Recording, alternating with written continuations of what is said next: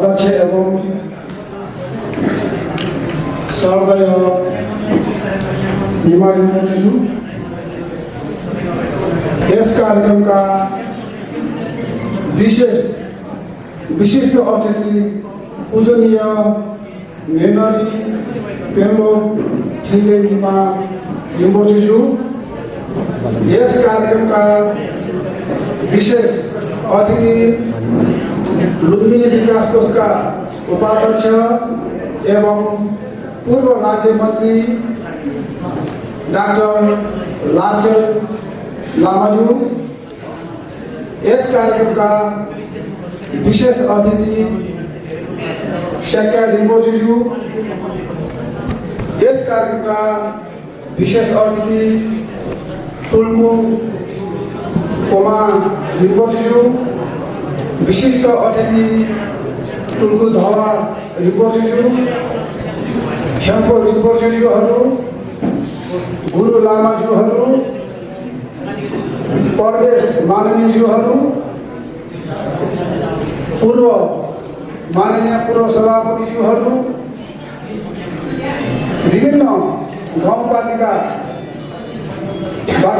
आउनुभएका गाउँपालिकाका प्रमुख उपप्रमुख वडा अध्यक्ष वडा सदस्य लगायत सम्पूर्ण जनप्रतिनिधिहरू विभिन्न सङ्घ संस्थाबाट आउनुभएका प्रतिनिधिहरू अप्पर आउनुभएका बुवा आमा दाजुभाइ तथा दिदीबहिनीहरू पत्रकार बन्धुहरू सुरक्षा निकायका मित्रहरू कलाकार दाजुभाइ दिदीबहिनीहरू विदेशबाट आउनुभएका विदेशी पाहुनाहरू र यहाँ उपस्थित सम्पूर्ण महिला तथा सज्जनवृन्दहरू सर्वप्रथम यस दलित मामिला कार्यक्रममा मलाई विशेष अतिथिको रूपमा निमन्त्रणा गर्नुभयो, दुई चार शब्द बोल्ने अवसर दिनुभयो, रिम्पोचेज्यूहरूको हातबाट आशीर्वाद थाप्ने मौका दिनुभयो, प्रत्यक्ष रूपमा अप्पर डोल्पाका बुवाआमा दाजुभाइ तथा दिदीबहिनीहरूसँग भेटघाट गर्ने अवसर दिनुभयो। यसको निम्ति आयोजक समितिलाई हार्दिक धन्यवाद दिन चाहन्छु। आज डोल्पो समाज 25 वर्ष पुरा भएर 26औं वर्षमा प्रवेश गरेको छ। यो सुखद घडीमा डोल्पो समाजका सम्पूर्ण परिवार र विशेष गरी डोल्पो समाजका अध्यक्ष सर्वदय हिमाली मोर्चालाई हार्दिक बधाई दिन चाहन्छु, खुसी प्रकट गर्न चाहन्छु र शुभकामना पनि दिन चाहन्छु।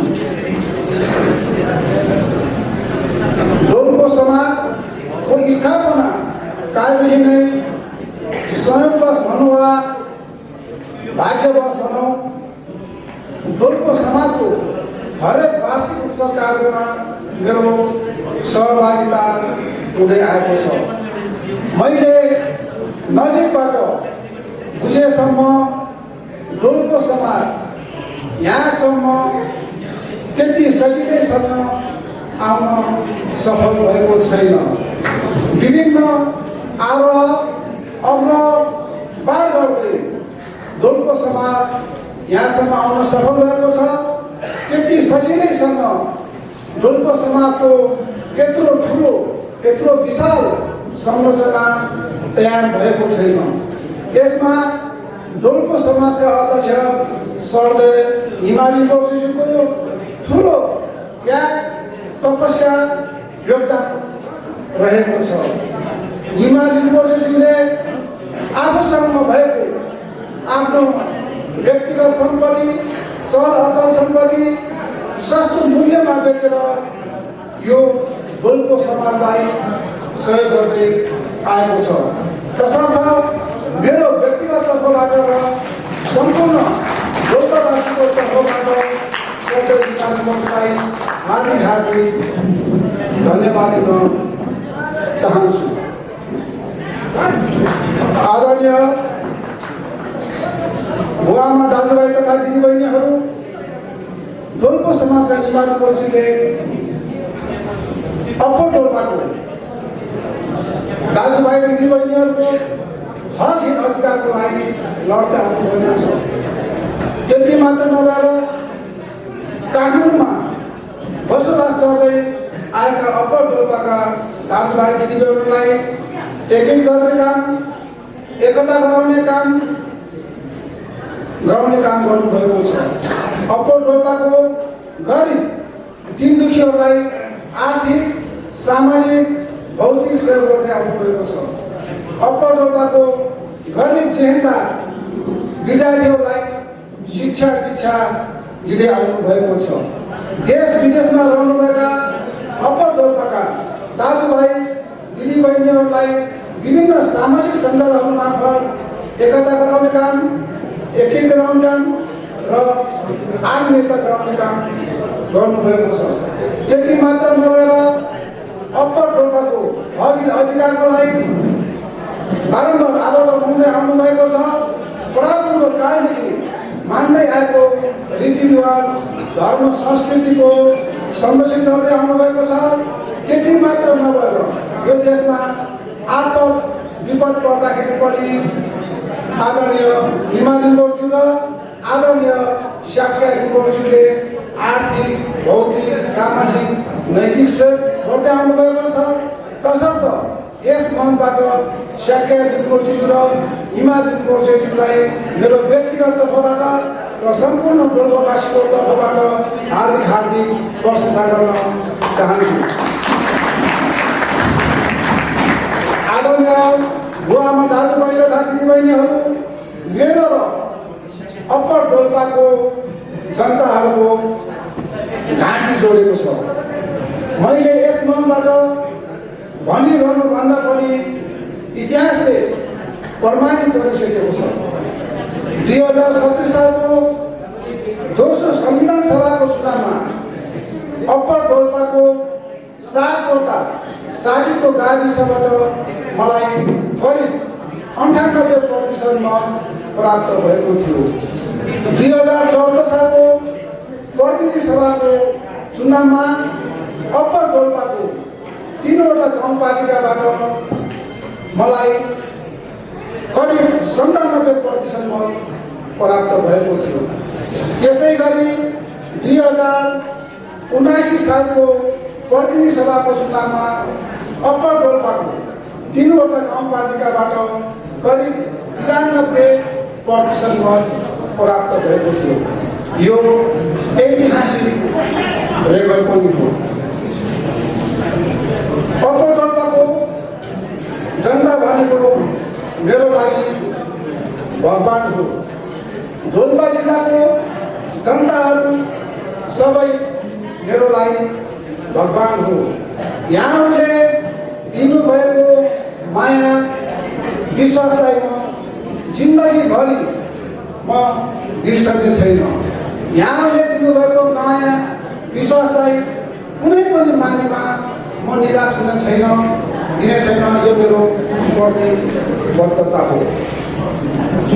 आदरणीय बुवाआमा दाजुभाइ तथा दिदीबहिनीहरू, आजको यस कार्यक्रमको विशेष अतिथि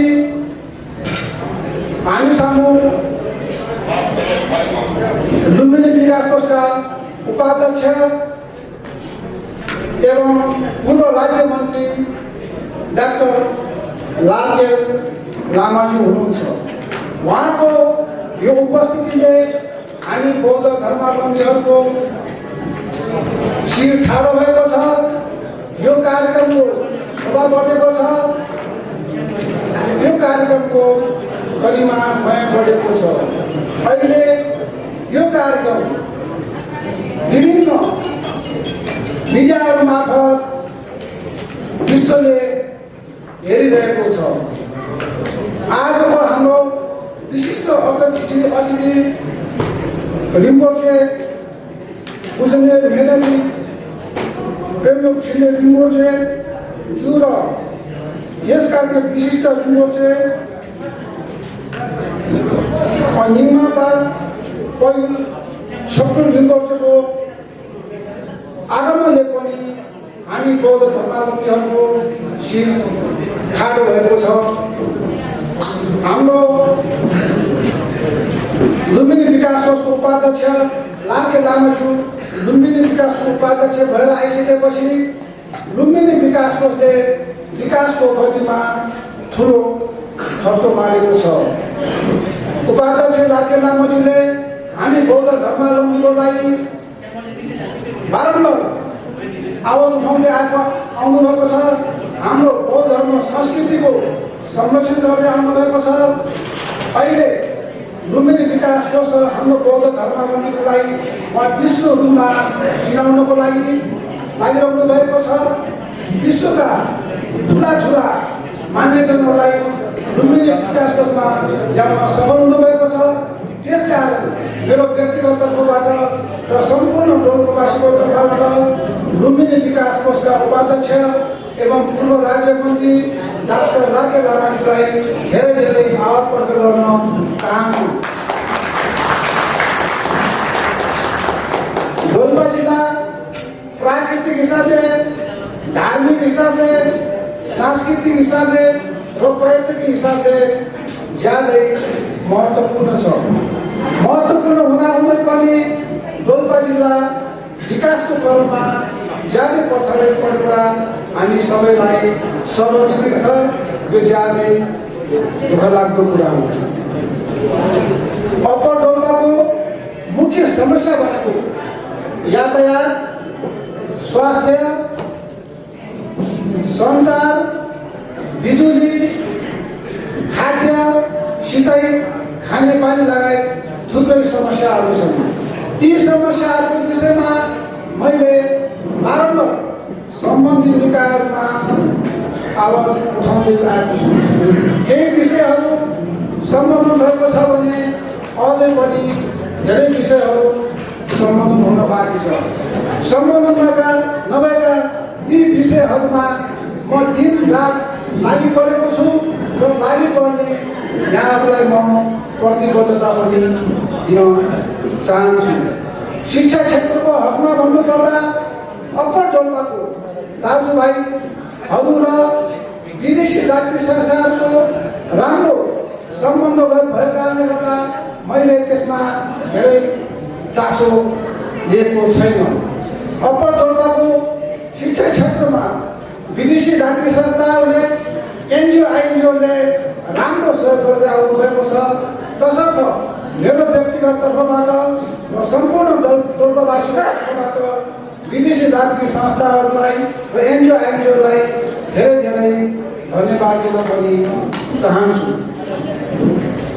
आदरणीय दाजुभाइ दिदीबहिनीहरू, म अहिले यो धार्मिक कार्यक्रम भएको कारणले गर्दा धेरै म राजनीतिक टीका टिप्पणीहरू गर्न चाहन्न।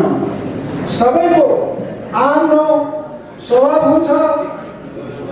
म थोरै बोल्छु, धेरै काम गरेर देखाउँछु। म जे बोल्छु त्यो म पुरा गरेर छोड्छु। म यस मनबाट म यहाँहरू सामु भन्न चाहन्छु, अबको 4 वर्षभित्रमा डोल्पा जिल्लाको प्रत्येक गाउँ गाउँमा मोटर बाटो पुर्याएर छोड्छु। अबको 4 वर्षभित्रमा स्थानीय सरकारसँग, प्रदेश सरकारसँग, सङ्घीय सरकारसँग समन्वय गरेर अप्पर डोल्पाको प्रत्येक गाउँ गाउँमा मोटर बाटो पुर्याउँछु। यो मेरो प्रतिबद्धता हो।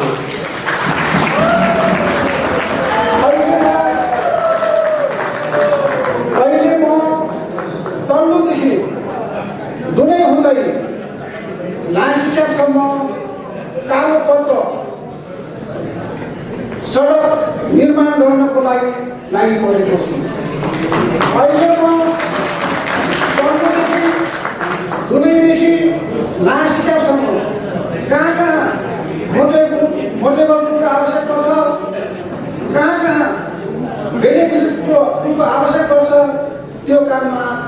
लागिपरेको छु।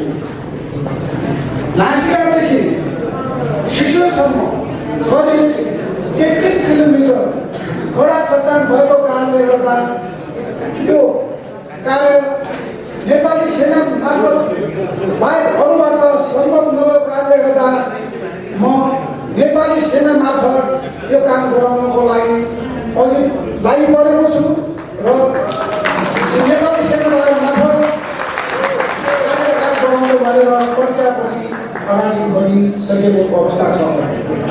त्यसै गरी मुस्ताङ डोल्पा सडक खण्डलाई छिटोभन्दा छिटो जोड्नको लागि मैले छागा ताङसा गाउँपालिकाको अध्यक्ष उपाध्यक्षलाई बारम्बार सम्बोधन गरेको छु र मुस्ताङ जिल्लाको प्रतिनिधि सभाको माननीय प्रदेश सभाको मान्यहरू पनि मैले सम्बोधन गरेर छिटोभन्दा छिटो मुस्ताङ डोल्पा सडक खोल्नतिर म लागेको छु। यदि त्यो बाटोलाई छिटो खोल्न सकेको खण्डमा अप्पर डोल्पाको दाजुभाइ दिदीबहिनीहरू काठमाडौँ सजिलैसँग 3 दिनमा आवत जावत गर्न सक्नेछ भन्ने कुरा मैले बुझेको छु। त्यसै गरी दुनै फोक्सुङ्गो नवबगला सालदा हुँदै टाटो बोटरकोलाई पनि मैले त्यो बाटो अगाडि बढाउनको लागि फोक्सुङ्गो गाउँपालिकाको अध्यक्ष पूर्व अध्यक्ष लगायत उपाध्यक्ष लगायत जनप्रतिनिधिसँग मैले सल्लाह गरिराखेको छु। त्यसै गरी मलिङ्गा बोर्डर र क्याटो बोर्डरमा अस्थायी भन्सार राख्नको लागि मैले पहल गरिरहेको छु। आदरणीय बुवामा दाजुभाइ दिदीबहिनीहरू, अब म यो समयको पाउनाले गर्दा म धेरै बोल्न चाहन्न। अर्को वर्ष 12 वर्ष से मेलाको बेलामा त्यो से मेला लाग्नुभन्दा अगाडि म अप्पर डोल्पाको 3वटा गाउँपालिकाको प्रत्येक गाउँमा म यहाँहरूसँग भेट्न आउनेछु। यहाँहरूसँग दुःख सुखको कुराहरू गर्न आउनेछु। यहाँहरू अहिले धेरैजनासँग भेट भयो, खुसी लाग्यो।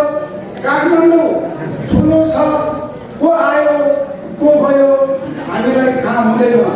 मेरो घर यही बौद्ध नजिक छ। तपाईहरू मेरो घरमा स्वागत छ। मेरो घर होइन, तपाईहरूको घर हो। त्यस कारणले गर्दा अप्पर डोल्पाका दाजुभाइ दिदीबहिनीहरू व्यक्तिगत रूपमा होस्, सामूहिक रूपमा होस्, केही आवश्यक पर्यो मैले सहयोग गर्नु पर्यो भने मेरो घरमा स्वागत छ।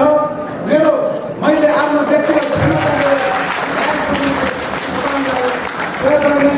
प्रतिबद्धता दिँदै फेरि पनि डोल्पा समाजको उत्तर प्रगतिको कामना गर्दै म बिदा हुन्छु। सबैलाई नमस्ते, दसैँ